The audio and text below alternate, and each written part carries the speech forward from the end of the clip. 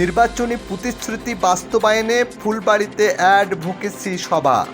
আসসালামু আলাইকুম, আমি হাবিবুর রহমান। শুরু করছি ZH টেলিভিশনের নিয়মিত সংবাদ। নির্বাচনী প্রতিশ্রুতি বাস্তবায়ন এবং স্থানীয় জনগণের বিভিন্ন দাবি সংশ্লিষ্ট কর্তৃপক্ষের কাছে তুলে ধরতে জাতীয় সংসদ সদস্যদের প্রতিনিধি ও সরকারি কর্মকর্তাদের সঙ্গে একটি অ্যাডভোকেসি সভা কুড়িগ্রামের ফুলবাড়ীতে উপজেলা অডিটোরিয়ামে 27শে আগস্ট অনুষ্ঠিত হয়। উদয়ঙ্কুর সেবা সংস্থা USS এর আয়োজনে এবং অ্যাকশন এইডস বাংলাদেশের সহযোগিতায় সভাটির আয়োজন করা হয়। সভায় কুড়িগ্রাম 2 আসনের সংসদ সদস্যের প্রতিনিধি মাওলানা দিনার মিনহাজ, বিভিন্ন সরকারি দপ্তরের কর্মকর্তা, সামাজিক সংগঠনের প্রতিনিধি এবং অ্যাক্টিভিস্ট কুড়িগ্রামের সদস্যরা অংশগ্রহণ করেন। সবাই স্থানীয় জনগণের বিভিন্ন সমস্যা উন্নয়ন সংক্রান্ত দাবি তুলে ধরেন অ্যাক্টিভিস্ট প্রতিনিধি মারুফ শেখ, সীমা খাতুন ও শিমু শেখ। কৃষক কার্ড প্রাপ্তি সহ কৃষকদের বিভিন্ন দাবি তুলে ধরেন নারী সংগঠনের প্রতিনিধি হালালি খাতুন, কল্যাণী রানী ও কামরুন নাহার।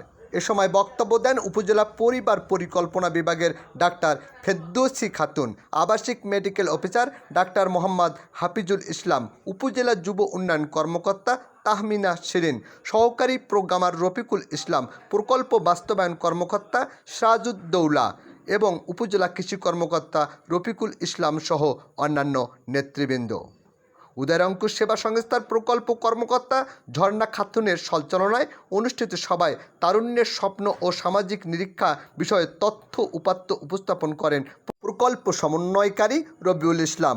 উপস্থাপিত জরিপের তথ্যের ভিত্তিতে ফুলবাড়ী উপজেলার উন্নয়নে বেশ কয়েকটি গুরুত্বপূর্ণ দাবি সংশ্লিষ্ট দায়িত্বশীলদের কাছে তুলে ধরা হয়।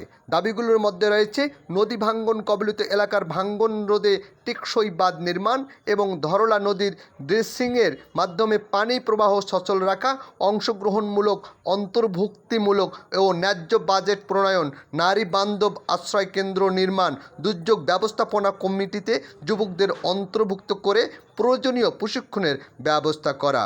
এছাড়াও ভাঙ্গা রাস্তাঘাট মেরামত, কাঁচা রাস্তা পাকাকরণ, জলবায়ু সহনশীল কৃষি প্রযুক্তির সম্প্রসারণ ও যুবকদের জন্য সবুজ কর্মসংস্থান সৃষ্টিতে প্রশিক্ষণের ব্যবস্থা, সব শিশুর জন্য শিক্ষা প্রযুক্তির সুযোগ নিশ্চিত করা এবং বেকার যুবকদের ডিজিটাল মার্কেটিং, ফ্রিল্যান্সিং ও গ্রাফিক্স ডিজাইনে প্রশিক্ষণ দেওয়ার দাবি জানানো হয়।